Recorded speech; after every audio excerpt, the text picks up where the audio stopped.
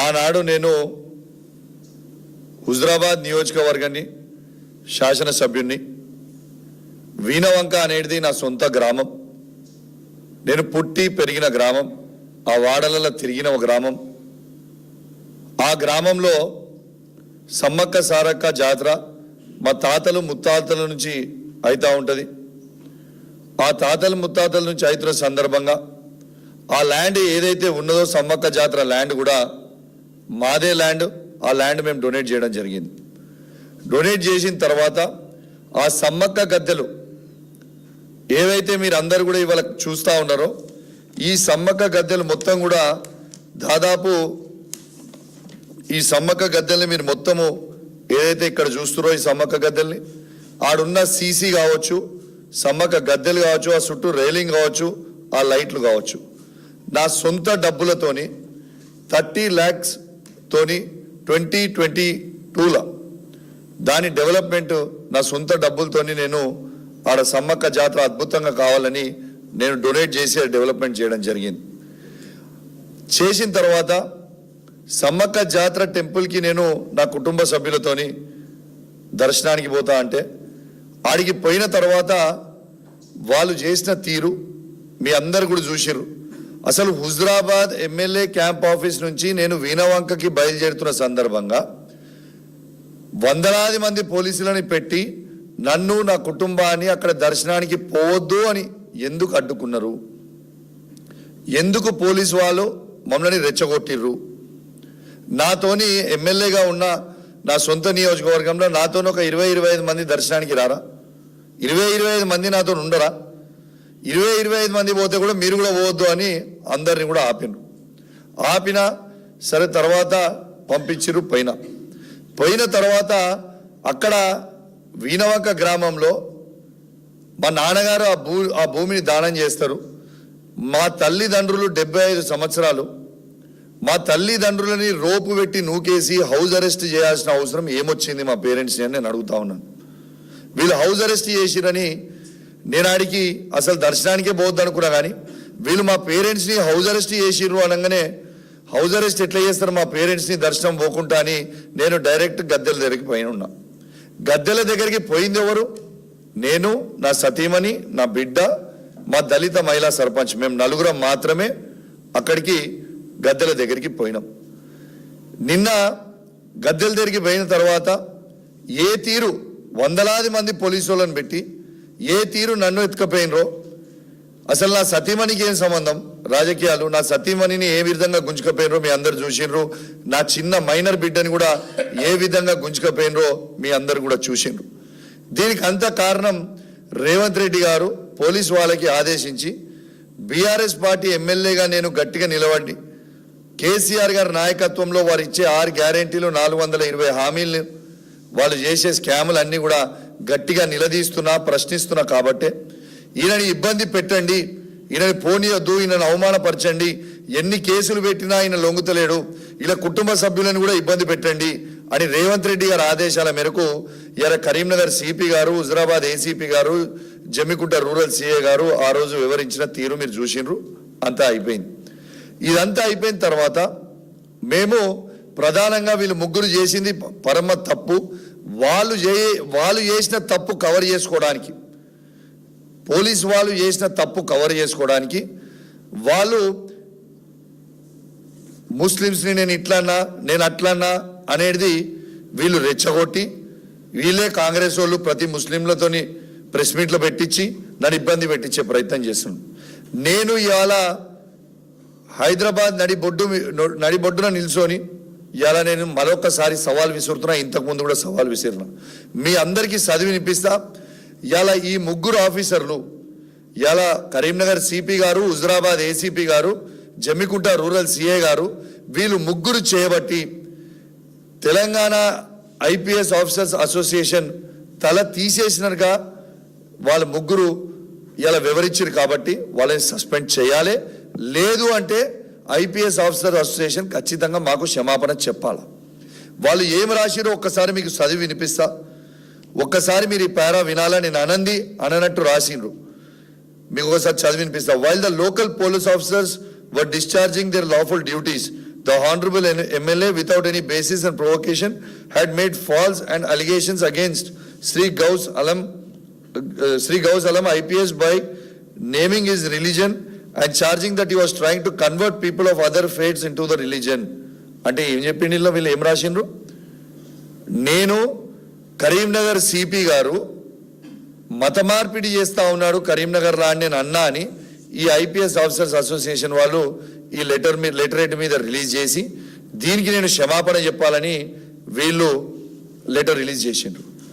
నేను సవాల్ విసురుతా ఉన్నాను, నేను అన్నట్టు మీరు రాసినట్టు నేను అన్నట్టు ఒక్క వీడియో గిట్లా మీరు చూపిస్తే నేను నా ఎమ్మెల్యే పదవికి రాజీనామా చేసి శాశ్వతంగా రాజకీయాల నుంచి తప్పుకోవడానికి నేను సిద్ధంగా ఉన్నా. మరి నేను అని కూడా మీరు ఈ లెటర్ రిలీజ్ చేసి నేను అన్ని కూడా ఆల్మోస్ట్ ది సవాల్ని విసిరి ఇలా 25 తారీఖు ఆల్మోస్ట్ 20 రోజులు అవుతుంది. మరి మీరు నా క్యారెక్టర్ అసాసినేషన్ చేసిర్రు, నన్ను బదనాం చేసిండ్రు. మరి ఇవన్నిటికీ ఎవరు జవాబు చెప్పాలి? 20 రోజులైంది. మరి మీరు రాసిన లెటర్ మీద మీరు కట్టుబడి ఉండాలి కదా. ఏది మరి మీ వీడియో లేది అని నేను గట్టిగా అడుగుతా ఉంటే, మీడియాలలో అడుగుతా ఉంటే ఆశ్చర్యం కలుగుతా ఉంది. ఈ కేసు నట సిఐడికి ఇచ్చారు. సిఐడి ఎంక్వైరీ అట. సిఐడి ఎంక్వైరీలో నాకు అలా ఉన్న పోలీస్ ఆఫీసర్సే చెప్పారు. వీళ్ళు విచారణకు వచ్చిన పోలీస్ ఆఫీసర్సే నా మిత్రులు వెల్విషర్స్ నాకు ఫోన్ చేసి చెప్పడం జరిగింది. వీళ్ళు సిఐడికి ఫైలు ఒక వారం 10 రోజుల క్రితం సిఐడి ఎస్పీ గారిని కలిసి డిఎస్పీ గారిని కలిసి వీళ్ళు ఇచ్చిన ఫైల్లో నేను సిపి గారిని పాకిస్తాన్ నుంచి వచ్చినవాడిని నేను అన్నా అని దాంట్లో రాసి వీళ్ళు సిఐడికి సబ్మిట్ చేసిండ్రు.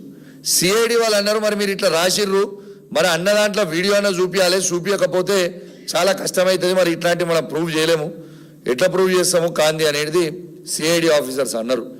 అన్న తర్వాత ఎస్పీ గారు ఆడున్న సిఐడి డిఎస్పీ గారు కూర్చొని వీళ్ళు ఒక 10 days దీన్ని ఎట్లా చేద్దామని స్కెచ్ చేసి ఆడికి పోయి అసలు ఈ సిపి ఏసీపీ సిఏ దొంగలు అంటున్నా నేను. ఆ దొంగల దగ్గరికే పోయి వాళ్ళని పిలిచి అక్కడ గద్దెల దగ్గర దేవుని గద్దెల దగ్గర ఆ సిఐని పిలిచి ఎంక్వైరీ చేసిండు. ఆ సిఐ కూడా ఎంత తప్పుడు సమాచారము ఇక్కడ నుంచి పైన సిఐడి ఆఫీసర్ అయిన సిఐడి డిఎస్పీ గారికి ఇస్తున్నాడంటే ఆ వీడియో కూడా మీకు ప్లే చేస్తాం, మీ గ్రూప్లో వేస్తాం. మళ్ళా ఆయన ఏమని చెప్తుండు, కౌశిక్ రెడ్డి గారు హుజురాబాద్ ఎమ్మెల్యే క్యాంప్ ఆఫీస్ నుంచి 50 మందితోని ఆయన వచ్చిండి ఇడికి, కానీ మేము ఉట్టి వాళ్ళు 4గురినే లోపలికి అలౌ చేసినాము, 50 మందిని మొత్తం మేము బ్యారికేడ్లు పెట్టి ఆపినామని చెప్తా ఉన్నాడు. ఇది శుద్ధ అబద్ధము. ఆ రోజు పోలీస్ వాళ్ళు మొత్తము సీసీటీవీ ఫుటేజ్లు అడుగున కెమెరాలు పెట్టిండ్రు. నేను మళ్ళా సవాల్ విసురుతున్నా, నేను 50 మందితో పోయినట్టు మీరు చూపించగలిగితే ఒక్క వీడియో క్లిప్పింగ్ ఆ రోజు నేను దిగినప్పుడు, మళ్ళా చెప్తున్నా నా ఎమ్మెల్యే పదవికి నేను రాజీనామా చేస్తా, లేకపోతే మీ ఆఫీసర్లు అందరూ కూడా ముక్కు భూమికి రాకి తప్పైందని క్షమాపణ చెప్పాలి. దయచేసి సిఐడి డిఎస్పీ గారిని మీడియా ద్వారా మిమ్మల్ని నేను కోరుతా ఉన్నాను సార్, మీరు నాకు నోటీస్ ఇస్తే తప్పకుండా మీకు కూడా వచ్చి నేను ఎక్స్ప్లెయిన్ చేస్తా. నిన్న మీకు స్వయంగా మీకే సిఐ గారు చెప్తా ఉన్నారు 50 మందితో కౌశిక్ రెడ్డి వచ్చిండు అని ఆయన చెప్తుండు. మరి మీరు సిఐ గారిని మీరు అంటున్నారు, కేవలం అక్కడ మాత్రం వాళ్ళ ముగ్గురు దళిత మహిళా సర్పంచ్ 4గురే నాకు కనబడుతున్నారని మీరు అంటున్నారు. లేదు సార్ మేము మొత్తం బ్యారికేడ్లు పెట్టి మేము ఆపినామని నేను అంటుండు. నేను ఆడికి వచ్చింది కేవలం నేను, నా వైఫ్, నా డాటరు, మా దళిత మహిళా సర్పంచ్ కూడా తర్వాత వచ్చిండ్రు, నా పైలట్ ఎస్కాట్, నా మూడు వెహికల్స్ తప్పితే, నా స్టాఫ్తో తప్పితే ఇంకొక మనిషి కూడా నాతో అక్కడికి రాలేదు. అసలు నన్ను ఆ విధంగా మీరు వాళ్ళు చెప్పేది ఎంత క్లియర్గా ఈ ఆఫీసర్స్ మిమ్మల్ని తప్పుతో పట్టిస్తున్నారు అనేది ఇది ఒక ఎవిడెన్సు. ఆ రోజు సీసీటీవీ ఫుటేజ్లు ఉన్నాయి కదా, మీరు ఇది ఒక్క ఫుటేజ్ తీసి మీరు ఎంక్వైరీ చేయండి, ఆ ఫుటేజ్ చూపించమని అడగండి వాళ్ళని. రెండోది, అసలు ఆఫీసర్ని ఎంక్వైరీ చేస్తా అని చెప్పి వీణవంక పోలీస్ స్టేషన్లో ఈ సిఐడి ఆఫీసర్లు కూర్చుంటారు. ఆ వీణవంక పోలీస్ స్టేషన్ లోపల హుజురాబాద్ ఏసీపీ గారు అలానే ఉంటారు, జమ్మికుంట రూరల్ సిఐ అలానే ఉంటారు. మరి ఈ దొంగలనే పెట్టుకొని మీరు పక్కన కూర్చొని ఎంక్వైరీ చేస్తే ఇదేం ఎంక్వైరీ? వాళ్ళ మీదనే నేను చేసే అలిగేషను, వాళ్ళే దొంగలని నేను చెప్తున్నా. మరి మీరు ఆ దొంగల్ని పక్కన పెట్టుకొని ఎంక్వైరీ చేస్తే ఇదేం ఎంక్వైరీ? అంటే మొత్తము మ్యాచ్ ఫిక్సింగ్ చేసుకొని ఇలా ఈ ఏసీపీ గారు పెట్టిన భోజనము, ఈ జమ్మికుంట రూరల్ సిఐ గారు పెట్టిన భోజనము ఆ పోలీస్ స్టేషన్లో చేసి వీణవంక పోలీస్ స్టేషన్ నుంచి మళ్ళీ స్ట్రేట్గా హుజరాబాద్ ఏసీపీ గారి ఇంటికి పోయి ఆడ ఇంట్లో కూర్చొని చాయ్ కాఫీలు తాగి ఆడ ముచ్చట పెట్టుకొని వాళ్ళని వీళ్ళని పిలిచి మీరు ఇట్లనే చెప్పాలి కానిస్టేబుల్ అని, మీరు ఇట్లా అన్నాడు కౌశిక్ రెడ్డి అని చెప్పాలని ఆ రోజు వచ్చిన కానిస్టేబుల్తో మీరు చెప్పించే ప్రయత్నం చేస్తూ ఉన్నారు. అసలు ఈ వ్యవస్థ ఎటుపోతుంది? ఏమి చేయాలనుకుంటున్నారు? అంటే రేవంత్ రెడ్డి గారు చెప్పిన స్క్రిప్ట్ మొత్తం మీరు ప్లే చేయాలనుకుంటున్నారా? రేవంత్ రెడ్డి గారు ఏమి చెబితే అదే చేస్తారా?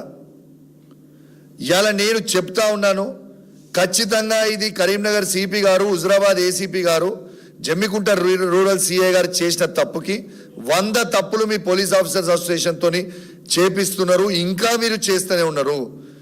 మాకేం ఫరకపడేది లేదు దీంట్లో. కానీ మీరు పోలీస్ ఆఫీసర్స్ గుర్తుపెట్టుకోవాలి, ఇవన్నిటికీ ఫ్యూచర్లా ఇరికేది మీరే.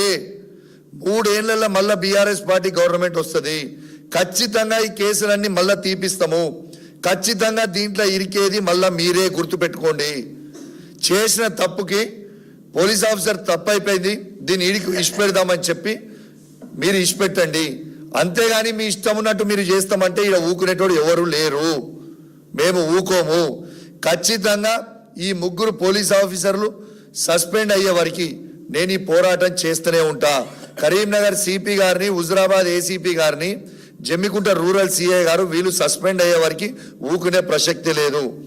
దీంతో పాటు ఈ హుజరాబాద్లో జమ్మికుంట రూరల్ సిఐ గారు, హుజరాబాద్ ఏసీపీ గారు, కరీంనగర్ సిపి గారు ఏ విధంగా కరప్షన్ చేస్తూ ఉన్నారో, వాళ్ళ ఏజెంట్స్ పేర్లు, వాళ్ళు ఎవరితోని డబ్బులు వసూలు చేస్తుర్రు, ఇలా ఏ క్వారీల దగ్గర నుంచి ఎన్ని పైసలు వసూలు చేస్తుర్రు, ఇలా పిటిషనర్లు ఎవరెవరు పిటిషనర్లు వస్తే ఆ పిటిషనర్లు భార్య భర్త పంచాయతీలలో కూడా రక్తం పీల్చుతున్నారో అవన్నీ కూడా మీరు తీసుకున్న డబ్బులు ఎవరి దగ్గర డెలివరీ అయినాయి, ఏమైనాయి, చాలా త్వరలోనే కరీంనగర్ హెడ్ క్వార్టర్లోనే కూర్చొని కరీంనగర్ హెడ్ క్వార్టర్లోనే సిపి గారి ఏమేమి చేసిర్రు, ఏసీపీ గారు ఏం చేసిర్రో, సిఏ గారు ఏం చేసిర్రో మొత్తం ఎవిడెన్స్తో సహా బయట పెడతా చాలా త్వరలోనే.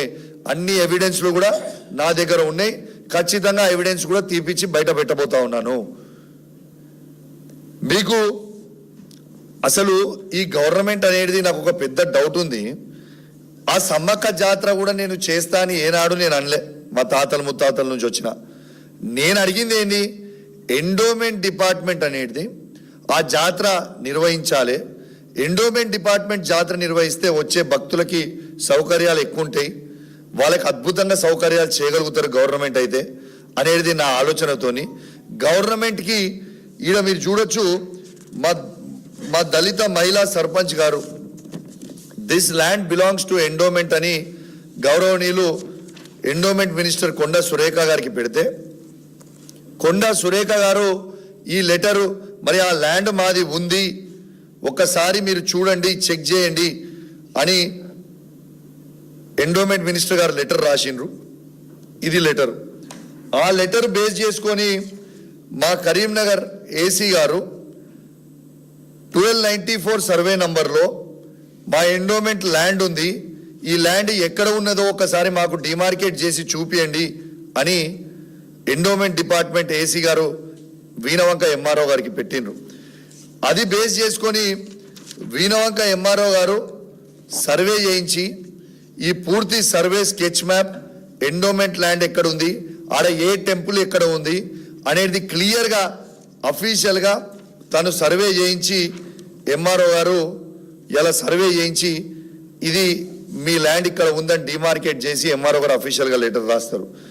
ఈ ల్యాండ్ వాళ్ళ ప్రైవేట్ వాళ్ళది కూడా కాదు, ఈ ల్యాండ్ 2009లోనే ఇది ఎండోమెంట్ 43 రిజిస్టర్. ఇది ఈ 43 రిజిస్టర్లో ఇది 2009లోనే 2008లోనే ఎండోమెంట్ ల్యాండ్కి వీళ్ళు డొనేట్ చేసిండ్రు అనేది ల్యాండ్ ఇచ్చిండ్రు.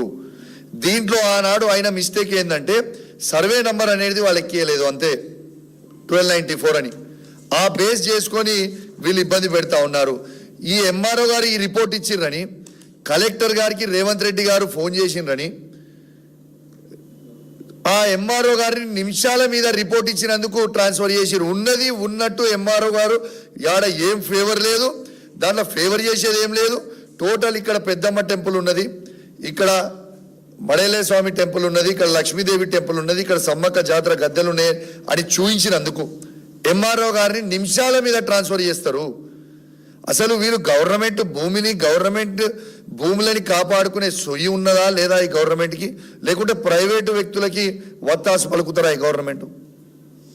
అసలు ఏం చేస్తున్నారు? ఇదంతా కూడా మీరు గమనించాలి. ఇలా సిఐడికి వేసింది కూడా పూర్తి మ్యాచ్ ఫిక్సింగ్ సెటప్ చేసి, అలా పాకిస్తాన్ నుంచి సిపి వచ్చిండని నేను అన్నా అని అనంది అన్నా అన్నట్టు క్రియేట్ చేసి ఆడ పెట్టి దాన్ని ప్రూవ్ చేసే ప్రయత్నం చేస్తూ ఉన్నారు. పూర్తిగా చిత్త అబద్ధము. ఇంకోటి కూడా చెప్తా ఉన్నాను, ఇలా మైనారిటీ ఇలా ముస్లింస్ల మీద నా మీద వీళ్ళు చేసిన మొత్తం ఎలిగేషన్ కూడా మీ అందరు కూడా మరోసారి చెప్తా ఉన్నాను. ఇలా మొన్న మున్సిపల్ ఎన్నికలలో నా హుజరాబాద్ నియోజకవర్గంలో 2 మున్సిపాలిటీలు ఉంటాయి. Jammikunta municipality, Huzurabad municipality. జమ్మికుంట మున్సిపాలిటీలో బీఆర్ఎస్ పార్టీ గెలిచింది. హుజరాబాద్ మున్సిపాలిటీలో వీళ్ళు దొంగగా చేసిన దొంగ ఓట్లేసి గుద్దుకున్నారు. ఆడ సరే కాంగ్రెస్ పార్టీ గెలిచింది. ఇలా జమ్మికుంట మున్సిపాలిటీలో బీఆర్ఎస్ పార్టీ గెలిచిన దగ్గర SC general chairman SC general చేసిన ఇలా ముస్లింస్లని ఇలా వైస్ చైర్మన్గా సీనియర్ కౌన్సిలర్ ఉన్నప్పటికీ కేసీఆర్ గారి నాయకత్వంలో ముస్లింలకి అవకాశం ఇవ్వాలని ఇలా ఒక ముస్లింని ఇలా వైస్ చైర్మన్గా మేము జమ్మికుంటలో బీఆర్ఎస్ పార్టీ పక్షాన మేము ఇచ్చినాం. మరి ఇదే హుజరాబాద్లో కాంగ్రెస్ పార్టీ గెలిచింది కదా, అక్కడ కూడా ఒక సీనియర్ కాంగ్రెస్ నాయకుడు ఖలీద్ అని కాంగ్రెస్ పార్టీలో గెలిచింది కదా, తను కూడా వైస్ చైర్మన్ అడిగింది కదా. మరి అక్కడ వీళ్ళు ముస్లింలకి వైస్ చైర్మన్ ఎందుకు ఇవ్వలేదు? మరి అలా ముస్లింస్ మీద ప్రేమ ఉన్నది కేసీఆర్ గారి నాయకత్వంలో మాక ఎలక్షన్ల కోసం వాడుకునే ఈ కాంగ్రెస్ పార్టీగా ఒక్కసారి దయచేసి ప్రజలు కూడా ముస్లింస్ కూడా అందరూ కూడా ఆలోచన చేయాలని మీ అందరు కూడా విజ్ఞప్తి చేస్తా ఉన్నాను. ఖచ్చితంగా ఈ 3 ఆఫీసర్ల మీద ఖచ్చితంగా చర్యలు తీసుకోవాలి. ఈ సిఐడి ఆఫీసర్ల మీద కూడా మాకు నమ్మకం లేదు. ఎందుకంటే వీళ్ళందరూ బ్యాచ్మేట్స్ ఉండి వాళ్ళ దాంట్లో వాళ్ళే కూర్చొని అంతా సెట్టింగ్ చేసుకుంటా ఉన్నారు. ఇలా సిట్టింగ్ సుప్రీంకోర్టు జడ్జితోని ఇలా ఈ విచారణ జరపండి, ఖచ్చితంగా జరపండి. ఏ ఎంక్వైరీకైనా నేను సిద్ధంగా ఉన్నా. నిన్న సిఐడి ఆఫీసర్లు వచ్చింది కూడా సాటికి ఎంక్వైరీ చేసుడేంది? మీరు వచ్చిరు కదా, వీణవంక గ్రామ పంచాయతీలో సిఐడి ఆఫీసర్లు కూర్చోండి, వీణవంక గ్రామ పంచాయతీ ప్రజల్ని మొత్తం పిలవండి, ప్రజల్ని అడగరాదుండి ఆడ ఏం జరిగిందో, ఈ పోలీస్ ఆఫీసర్లు ఏం చేసిర్రో ప్రజలు మొత్తం మీద మీకు వివరించి చెప్తారు కదా.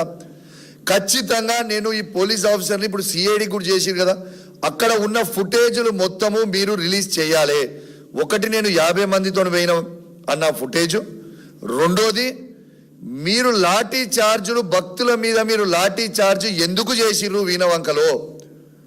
ఆ లాఠీ చార్జ్ని మీరు ఎందుకు దాచిపెడతా ఉన్నారు? ఆ లాఠీ చార్జ్ అయిన వీడియోలు ఎవరిని తీయకుండా వచ్చిన దర్శనం చేసుకోవాల్సిన భక్తుల మీద ఇష్టం ఉన్నట్టు ఇంతింత పెద్ద కట్టలు పెట్టి కొడితే ఒక్కొక్కరు కింద పడిపోయినరు. లాఠీ చార్జ్ చేయాల్సినంత అవసరం ఏమున్నది? దీనికి కారణమైన వాళ్ళు ఎవరు? ఈ పోలీస్ ఆఫీసర్లు ఎందుకు కొడతారు ప్రజల్ని? వచ్చిన భక్తులు దర్శనం చేసుకోవడానికి వస్తే భక్తులను ఎందుకు కొట్టిండు? ఆ ఫుటేజ్ తీరి మీరు నన్ను తీసుకుపోయి అరెస్ట్ చేసిన తర్వాత విదిన్ 5 minutes నన్ను అరెస్ట్ చేసి తీసుకుపోయిన 5 minutesలో ఒక 20-30 నిమిషాలు బీభత్సమైన లాఠీ చార్జ్ చేసిరు వీణవంకలో. ఇది వాస్తవం కాదా? ఇది గ్రామ పంచాయతీలో మీరు సిఐడి ఆఫీసర్ గారు మీరు గ్రామ పంచాయతీలో కూర్చోబెట్టుకొని వీణవంక మండల ప్రజలందరినీ పిలువండి, వీణవంక మండలంలో ఉన్న గ్రామ పంచాయతీలో ఉన్న ప్రతి ఒక్కరిని పిలువండి.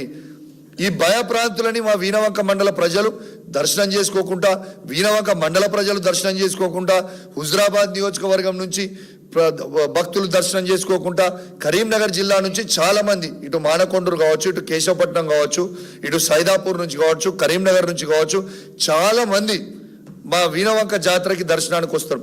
వాళ్ళందరి మీద భయప్రాంతులకి మీరు ఎందుకు గురి చేసిర్రు? లాఠీ చార్జ్ ఎందుకు చేసిండ్రు? ఏంది కారణం లాఠీ చార్జ్ చేయనికే? భక్తుల మీద లాఠీ చార్జ్ ఎందుకు చేసిండ్రు? ఇలా ఒక వ్యక్తి కోసం నిర్వహిస్తురా మీరు? అది ఇలా ప్రజల కోసం నిర్వహిస్తున్నారా? ఏం నిర్వహిస్తున్నారు? ఇలా వాళ్ళు చెప్పేది ఏంటిది? ప్రతిసారి వాళ్ళు చెప్పేది ఏంటిది? ఒకటే మాట చెప్తా ఉన్నారు, ఆ ల్యాండ్ వాళ్ళది వాళ్ళదని కూడా చెప్తా ఉన్నారు. ఆ ల్యాండ్ వాళ్ళది కూడా కాదు, అది కూడా మీకు కూడా చూపిస్తా. అసలు వీళ్ళు చేసే, నేను ఉట్టిగా గాలి ముచ్చట్టు మాట్లాడుతున్నాను, ఇన్ని రోజులు మాట్లాడొద్దు అనుకున్నా కానీ మాట్లాడుతున్నాను. ఇది 1960లో కోర్టు కాంప్రమైజ్ ఆర్డర్ 1 to 10 ఇలా మొత్తం ఉన్నాయి. 1 to 4 మా కుటుంబం, 5 to 10 వాళ్ళ కుటుంబం. ఈ 4 acres ఆ 16 గుంటాస్లో 50% ల్యాండ్ వాళ్ళది, 50% ల్యాండ్ మాది. ఆన్ రికార్డ్స్లో ఆ ల్యాండ్ని మేము డొనేట్ చేసేసినాం కాబట్టి ఆన్ రికార్డ్స్లో మేము ఎక్కించుకోలేదు. ఈ కాంప్రమైజ్ ఆర్డర్ మొత్తం కూడా ఉంది, మీ అందరు కూడా మళ్ళీ వాట్సాప్లో కాపీ పంపిస్తాను. అయినా ఇది ఆ ల్యాండ్ పంచాయతీ కాదు. అసలు గవర్నమెంట్ ఆర్గనైజ్ చేయాల్సింది. అసలు కోర్టులో ఎండోమెంట్ డిపార్ట్మెంట్ ఎట్లా గివప్ చేస్తారు ప్రైవేట్ వ్యక్తికి? ఎన్నో సంవత్సరాల నుంచి ఆడ ఎండోమెంట్ డిపార్ట్మెంట్ చేస్తూ ఉంది. ఆ ఎండోమెంట్ డిపార్ట్మెంట్కి కాంట్రిబ్యూషన్ కూడా వాళ్ళ నుంచి వచ్చే డబ్బు కూడా కడతా ఉన్నారు. మరి ఇవన్నీ బంద్ చేసి ప్రైవేట్ వ్యక్తులకు వత్తాసు పలకాల్సిన అవసరం ఏముంది గవర్నమెంట్?